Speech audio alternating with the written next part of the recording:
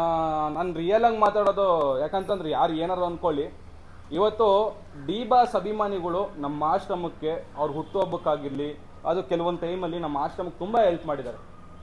ಊಟ ಹಾಕ್ಸೋದಾಗಿರ್ಬೋದು, ತರಕಾರಿಗಳು ಕಳಿಸೋದಾಗಿರ್ಬೋದು, ತುಂಬ ಕಳಿಸಿದ್ದಾರೆ. ಸೊ ನಾನು ಏನಕ್ಕೆ ತುಂಬ ಇಷ್ಟಪಡ್ತೀನಿ ಅಂದರೆ, ಡಿ ಬಾಸ್ನ ತುಂಬ ಜನ ಸಾವಿರ ಮಾತಾಡ್ಬೋದು ಈ ವಿಡಿಯೋ ನೋಡಿದ್ದಾದ್ಮೇಲೆ. ಯಾರು ಏನೇ ಅಂದ್ಕೊಳ್ರಿ, ನಾವು ಬೇಜಾರು ಮಾಡ್ಕೊಳಲ್ಲ, ನಿಜವಾಗ್ಲೂ ಹೇಳ್ತಿದ್ದೀನಿ. ಡಿ ಬಾಸ್ ಆ ಹೆಸರಿಟ್ಕೊಂಡು ಎಷ್ಟೋ ಜನ ಆಶ್ರಮ ನಡೆಸ್ತಾ ಇದ್ದಾರೆ. ಇವತ್ತು ಅವರಿಂದ ಎಷ್ಟೋ ಜನ ಊಟ ಮಾಡ್ತಿದ್ದಾರೆ. ಕಷ್ಟಕ್ಕಾದವ್ರನ್ನ ನೆನೆಸ್ಕೊಬೇಕಂತೆ. ಅವ್ರಿಗೇನೋ ಕಷ್ಟ ಬಂತು ಅಂತ ಹೇಳ್ಬಿಟ್ಟು ನಾವು ಬೇರೆ ಥರ ಮಾತಾಡಬಾರ್ದು. ಸೊ ನಮ್ಗೇನು ಗೊತ್ತಾ, ಇವತ್ತು ದೇವ್ರನ್ನ ಯಾವ ರೀತಿ ನೋಡ್ತಿರೋ ಆ ರೀತಿ ನೋಡ್ತೀರಿ. ಆ ವ್ಯಕ್ತಿ ನಾವು ತುಂಬ ಹತ್ರದಿಂದ ನೋಡಿಲ್ಲ, ತುಂಬ ಹತ್ರದಿಂದ ನಾವು ಯಾವತ್ತೂ ನೋಡಿಲ್ಲ. ಇವತ್ತಿಷ್ಟು ಜನ ಹೊಟ್ಟೆ ತುಂಬ್ತಾವ್ರಂದ್ರೆ ಎಲ್ಲೋ ಒಂದು ಕಡೆ ಅವ್ರ ಕಾರಣ. ಇವತ್ತು ಅವ್ರ ಅಭಿಮಾನಿಗಳು ಬಂದು ನಮ್ಮ ಆಶ್ರಮಕ್ಕೆ ಇವತ್ತು ಕೂಡ ಹೆಲ್ಪ್ ಮಾಡ್ತಿದ್ದಾರೆ. ನಿಜವಾಗ್ಲೂ ಹೇಳ್ತಿರೋದು, ಇವತ್ತು ಕೂಡ ಹೆಲ್ಪ್ ಮಾಡ್ತಿದ್ದಾರೆ. ಈಗ ಇದು ನೋಡ್ತಿರ್ಬೋದು ನೀವು, ಇಲ್ಲಿ ಮಳೆ ಬಂದರೆ ನೀರೆಲ್ಲ ಹೊರಗಡೆಗೆ ಬರುತ್ತೆ, ಯಾರೂ ಮಲ್ಕೊಳಕ್ಕಾಗಲ್ಲ. ಇಲ್ಲಿ ನನಗೆ ಒಬ್ರು ಫೋನ್ ಮಾಡಿ ಹೇಳ್ತಾರೆ, ನಾನು ಡಿ ಬಾಸ್ ಅವ್ರ ಅಭಿಮಾನಿ, ನಾನು ಬಂದು ಅದನ್ನ ಮಾಡಿಸ್ಕೊಡ್ತೀನಿ ಅಂತ ಹೇಳಿ. ಸೊ ಯಾರು ಹೇಳ್ತಾರೆ ನನಗೆ, ಯಾರು ಬರ್ತಾರೆ ಮುಂದಕ್ಕೆ? ಸೊ ರಾತ್ರಿ ಹೊತ್ತಾದರೆ ಮಳೆ ಜೋರಾಗಿ ಬಂದರೆ ಇಲ್ಲಿ ಫುಲ್ಲು ಕರೆಂಟ್ ಹೋಗಿರುತ್ತೆ, ಫುಲ್ ಕೊಚ್ಚೆ ಆಗಿಬಿಡುತ್ತೆ. ಸೊ ಹಾಗೆ ಇವತ್ತು ನಮ್ಮ ದರ್ಶನ್ ಸರ್ ಬಗ್ಗೆ ಆಡ್ ಮಾಡಿದ್ದಾರೆ. ಖುಷಿ ಆಯಿತು ನನಗೆ. ಯಾಕಂತಂದರೆ ಇವತ್ತು ಜನ ಸಾವಿರ ಮಾತಾಡ್ತಿದ್ರು, ಸೊ ಎಲ್ಲೋ ಒಂದು ಕಡೆ ಅವ್ರು ಮಾಡಿರೋ ಒಳ್ಳೆ ಕೆಲ್ಸಗಳು ಅವ್ರನ್ನ ಕಾಯ್ತಿದೆ. ನಾನು ಅದಕ್ಕೆ ಹೇಳೋದು ಒಂದು ಮಾತು ಏನಂತಂದರೆ, ನಾವು ಮಾಡೋ ಒಳ್ಳೆ ಕೆಲಸ ನಮ್ಮನ್ನು ಕಾಯುತ್ತೆ ಅನ್ನೋದಕ್ಕೆ ನಮ್ಮ ಡಿ ಬಾಸ್ ಅವ್ರು ಮಾಡೋ ಒಳ್ಳೊಳ್ಳೆ ಕೆಲಸಕ್ಕೆ ನೋಡಿ ಈ ಥರ ಎಲ್ಲೋ ಒಂದು ಕಡೆ ಅವ್ರ ಹೆಸರು ಬರ್ತಾನೆ ಇರುತ್ತೆ. ನಾನು ನಿಜವಾಗ್ಲೂ ಹೇಳ್ತೀನಿ, ಎಷ್ಟೋ ಆಶ್ರಮಗಳು ಬರೀ ಡಿ ಬಾಸ್ ಅನ್ನೋ ಹೆಸರಿಂದ ನಡೆದಿದೆ. ಇವತ್ತು ಕೂಡ ತುಂಬ ಜನ ಸಾವಿರ ಮಾತಾಡ್ಬೋದು, ಇವತ್ತು ಎಷ್ಟೋ ಆಶ್ರಮಗಳು ಕಟ್ತಾ ಇದ್ದಾರೆ. ಇವತ್ತು ರಸ್ತೆಯಲ್ಲಿರೋನ್ಗೆ ₹1 ₹2 ಕೊಡೋದೇ ಹೆಚ್ಚು. ಅಂಥವ್ರನ್ನ ಕರ್ಕೊಂಬಂದು ಊಟ ಹಾಕ್ತಿದಾರಲ್ಲ, ಅಂಥ ಆಶ್ರಮದವ್ರಿಗೆ ಇವತ್ತು ಕೂಡ ಸಹಾಯ ಮಾಡ್ತಿದ್ದಾರೆ.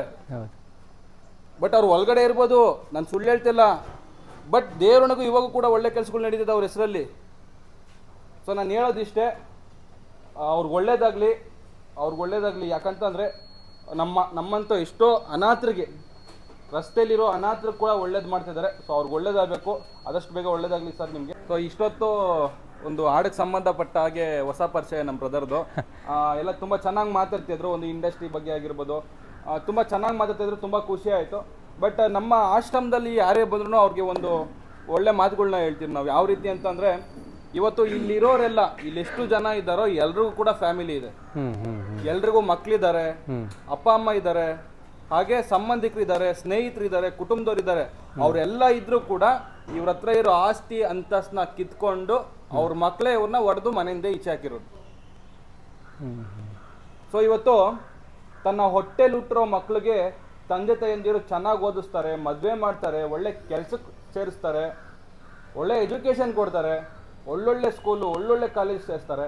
ಕೊನೆಯದಾಗಿ ಆ ತಂದೆ ತಾಯಿನ ಆ ಮಕ್ಕಳೇ ಕರ್ಕೊಂಡೋಗಿ ಆಶ್ರಮಕ್ಕೆ ಸೇರಿಸ್ತಿದ್ದಾರೆ. ಇವತ್ತು ಏನಕ್ಕೆ ಸೇರಿಸ್ತಿದ್ದಾರೆ ಅಂದರೆ, ಮಾನವೀಯತೆಯ ಕೊರತೆ.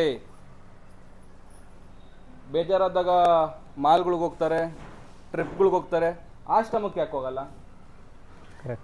ಕೇಕ್ನ ಕಟ್ ಮಾಡಿ ಅದನ್ನ ಮಕ್ಕಕ್ಕೆಲ್ಲ ಉಚ್ಕೋತಾರೆ, ಅದೇ ಕೇಕ್ನ ಯಾಕೆ ಆಶ್ರಮಕ್ಕೆ ತಂದು ಕೊಡಲ್ಲ? ಸತ್ಯ ಅಲ್ವಾ? ಒಂದು ಹುಟ್ಟು ಹಬ್ಬ ಬಂದ್ರೆ ಸಾಕು, ಅದನ್ನ ಆ ಕೇಕ್ನೆಲ್ಲ ಮಕ್ಕುಚ್ಕೊಳೋದು, ಅದನ್ನೆಲ್ಲ ಕೆಳಗಡೆ ಬೀಳ್ಸೋದು, ಅದೇ ಇಲ್ಲಿ ತಂದ್ಕೊಟ್ರೆ ಎಷ್ಟು ಜನ ಹೊಟ್ಟೆ ತುಂಬ ತಿಂತಾರಲ್ವಾ? ಇವತ್ತು ಈಚ್ ಕಡೆ ಇದು ತುಂಬ ಇಂಪಾರ್ಟೆಂಟ್ ಆಗುತ್ತೆ ಈ ವಿಚಾರ. ಈ ಗೇಟಿಂದ ಈಚ್ ಕಡೆ ಜಾತಿ ಧರ್ಮ ಅಂತ ಕಿತ್ಲಾಡ್ತಿದ್ದಾರೆ. ಟಿವಿ ಹಾಕಿದ್ರೆ ಬರೀ ಅದೇ, ಈ ಧರ್ಮದವ್ರಿಗೆ ಆಪೋಸಿಟ್ಟು, ಈ ಧರ್ಮದವ್ರಿಗೆ ಆಪೋಸಿಟ್ಟು. ನಾನು ನಿಜವಾಗ್ಲೂ ಹೇಳ್ತೀನಿ, ಇವತ್ತು ಯಾರು ಧರ್ಮ ನನ್ನ ಧರ್ಮ ದೊಡ್ಡದು, ನಿನ್ನ ಧರ್ಮ ದೊಡ್ಡದು, ನಿನ್ನ ಜಾತಿ ದೊಡ್ಡದು, ನನ್ನ ಜಾತಿ ದೊಡ್ಡದು ಅಂತ ಯಾರ್ಯಾರು ಕಿತ್ಲಾಡ್ತಾವ್ರೋ ಅವ್ರು ಪ್ರತಿಯೊಬ್ಬರು ಈ ವಿಡಿಯೋ ನೋಡಿ. ಇವತ್ತು ಎಲ್ಲ ಜಾತಿಯವರು, ಎಲ್ಲ ಧರ್ಮದವರು ಊಟ ನೀರು ಇಲ್ದಿರೋ ರಸ್ತೆಯಲ್ಲಿ ಭಿಕ್ಷೆ ಬಿಡ್ತಿದ್ದಾರೆ. ಅವ್ರನ್ನ ಕರ್ಕೊಂಬಂದು ಅವ್ರಿಗೆ ಹೊಟ್ಟೆ ತುಂಬ ಅನ್ನ ಹಾಕಿ, ನಿಮ್ಮ ಜಾತಿನ, ನಿಮ್ಮ ಧರ್ಮನ ಶ್ರೇಷ್ಠ ಮಾಡ್ಕೊಳ್ಳಿ. ಯಾವುದೇ ಧರ್ಮದಲ್ಲಿ ಇನ್ನೊಬ್ರನ್ನ ಕೊಲೆ ಮಾಡ್ರಿ, ಅತ್ಯಾಚಾರ ಮಾಡ್ರಿ, ಇನ್ನೊಬ್ರಿಗೆ ನೋವು ಮಾಡ್ರಿ ಅಂತ ಎಲ್ಲೂ ಹೇಳಿಲ್ಲ. ನಿಮ್ಮಿಂದ ಸಾಧ್ಯ ಆದ್ರೆ ಒಳ್ಳೇದು ಮಾಡ್ರಿ. ಇವತ್ತು ನಿಜವಾಗ್ಲೂ ಬೇಜಾರಾಗುತ್ತೆ ಬ್ರದರ್. ಈಚೆ ಹೋದ್ರೆ ಎಷ್ಟೋ ಜನ ಟ್ರಾಫಿಕಲ್ಲಿ ಭಿಕ್ಷೆ ಬೇಡ್ತಿದ್ದಾರೆ. ಹೌದು, ಒಂದೊತ್ತು ಊಟ ಕೊಟ್ಟು ಅವ್ರು ದೊಡ್ಡರಾಗಲ್ಲ. ಈಚ್ ಕಡೆ ಹೋದ್ರೆ ಅವ್ನ್ ಕಂಡ್ರೆ ಇವಂಗಾಗಲ್ಲ, ಇವಂಗ್ ಕಂಡ್ರೆ ಅವ್ರಿಗಾಗಲ್ಲ. ಇವತ್ತು ತಿನ್ನೋದ್ರಲ್ಲೂ ಭೇದ ಭಾವ ಮಾಡಿಬಿಟ್ಟಿದ್ದಾರೆ, ತಿನ್ನೋ ಊಟದಲ್ಲೂ. ಹೌದು, ಇವತ್ತು ಇಂಥ ಊಟನೇ ತಿನ್ಬೇಕು, ಇಂಥ ಊಟನೇ ತಿನ್ಬೇಕು, ಇವ್ರು ಮಾಡಿದ್ದು ಇವ್ರು ತಿನ್ನಲ್ಲ, ಇವ್ರು ಮಾಡಿದ್ದು ಇವ್ರು ತಿನ್ನಲ್ಲ. ಅಂದ್ರೆ ಈ ಧರ್ಮಗಳ ಮಧ್ಯೆ ಕೆಲವೊಬ್ರು ಏನ್ ಮಾಡ್ಬಿಟ್ಟು ಅವ್ರು ಬೆಂಕಿ ಹಚ್ಚೋ ಕೆಲಸ ಮಾಡ್ತಾರೆ. ಇವತ್ತು ನಮ್ಮ ಆಶ್ರಮದಲ್ಲಿ ಎಲ್ಲೋ ಇರೋ ಊಟನ ತಗೊಂಡ್ಕೊಟ್ರು ನಾವು ತಿಂತೀರಿ. ಗಣೇಶನ ಹಬ್ಬ ಬಂದ್ರೆ ಪ್ರಸಾದ ಕೊಡ್ತಾರೆ. ಕ್ರಿಶ್ಚಿಯನ್ ಸರ್ ಏನೇ ಮಾಡೋರು ಬಿರಿಯಾನಿ ತಂದು ಕೊಡ್ತಾರೆ, ಮುಸ್ಲಿಂ ಸರ್ ಏನೇ ಮಾಡೋರು ಬಿರಿಯಾನಿ ತಂದು ಕೊಡ್ತಾರೆ. ಎಲ್ಲರೂ ತಿಂತಾರೆ, ಯಾರು ಕೇಳಲ್ಲ. ಅದೇ ನಾವು ಈ ಗೇಟಿಂದ ಈಚೆ ಹೋಗಿ ತಗೊಂಡು ಕೊಟ್ರೆ ಪ್ರತಿಯೊಬ್ರು ಕೇಳ್ತಾರೆ ಎಲ್ಲಿಂದ ಬಂದಿತ್ತು, ಹೇಗೆ ಬಂದಿತ್ತು ಅಂತ ಹೇಳಿ. ನಾನು ನಿಜವಾಗ್ಲೂ ಹೇಳ್ತೀನಿ, ನಮ್ಮ ಆಶ್ರಮಕ್ಕೆ ಯಾರಾದ್ರೂ ಸ್ಥಿತಿ ಊಟ ತಗೊಂಬಂದು ಕೊಟ್ರು ನಾವು ತಗೊಂತೀರಿ. ನಮ್ಗೆ ಅನ್ನ ದೇವ್ರು, ಅನ್ನ ಯಾಕೆ ದೇವ್ರು ಅಂದ್ರೆ, ಇವರೆಲ್ಲ ರಸ್ತೆಯಲ್ಲಿದ್ದಾಗ ಯಾರಾದ್ರೂ ಒಬ್ಬ ವ್ಯಕ್ತಿ ಬಂದ್ಬಿಟ್ಟು ಅವ್ರ ಮುಂದೆ ಹೋದ್ರೆ ಕೈ ಮುಗಿಯಲ್ಲ. ಅವ್ರು ಏನಾದ್ರು ಒಂದು ಪ್ಯಾಕೆಟ್ ಅಲ್ಲಿ ಊಟ ತಗೊಂಬಂದ್ರೆ ಅವ್ರ ಕೈ ಮುಗಿತಾರೆ ದೇವ್ರು ಅಂತ ಹೇಳಿ. ಸೊ ನಾನು ಯಾಕೆ ಇಷ್ಟೊಂದು ಹೇಳ್ತಾ ಇದ್ದೀನಿ ಅಂದ್ರೆ, ನೀವು ಯಾವುದೇ ಆಶ್ರಮಕ್ಕೆ ಹೋಗ್ರಿ, ನಾನು ಯಾವಾಗಲೂ ಹೇಳ್ತಿರ್ತೀನಿ, ನೀವು ಯಾವುದೇ ಆಶ್ರಮಕ್ಕೆ ಹೋದ್ರೂ ಅವ್ರ ಜೊತೆ ಮಾತಾಡ್ಸಿಲ್ಲ ಅಂದ್ರೆ ಅವ್ರ ನೋವು ನಮ್ಗೆ ಅರ್ಥ ಆಗಲ್ಲ. ಆಶ್ರಮದಲ್ಲಿ ಹಿಂಗೆ ನಡೆಯುತ್ತಂತೆ, ಹಂಗಂಗೆ ನಡೆಯುತ್ತೆ ಅಂತೆ, ಅವಾಗ ಏನಾಗುತ್ತೆ, ಅದು ದೊಡ್ಡದಾಗ್ತಾ ಹೋಗುತ್ತೆ. ನೀವು ಇವ್ರ ಹತ್ರ ಟೈಮ್ ಕೊಡಬೇಕು. ಬಂದ್ರಿ, ಊಟ ಬಡಿಸಿದ್ರಿ, ನಮ್ಮ ಪಾಡಿಗೆ ನಾವು ಹೋಗ್ಬಿಟ್ರಿ, ಇದೆಲ್ಲ ಮಾಡಕ್ ಹೋಗ್ಬಾರ್ದು. ಅದು ಎಲ್ಲರೂ ಮಾಡ್ತಾರೆ.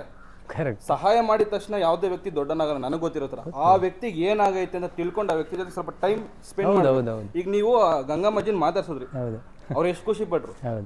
ನೀನ್ ಏನೋ ಬಂದ್ಬಿಟ್ಟು ನನಗೆ ಒಂದು 5,000 ರೂಪಾಯಿ ಕಾಸು ಕೊಟ್ಬಿಟ್ಟು ಸರ್ ಒಳ್ಳೇದು ಮಾಡಿ, ಅದು ಉಳಿಯಲ್ವಲ್ಲ 5,000 ರೂಪಾಯಿ.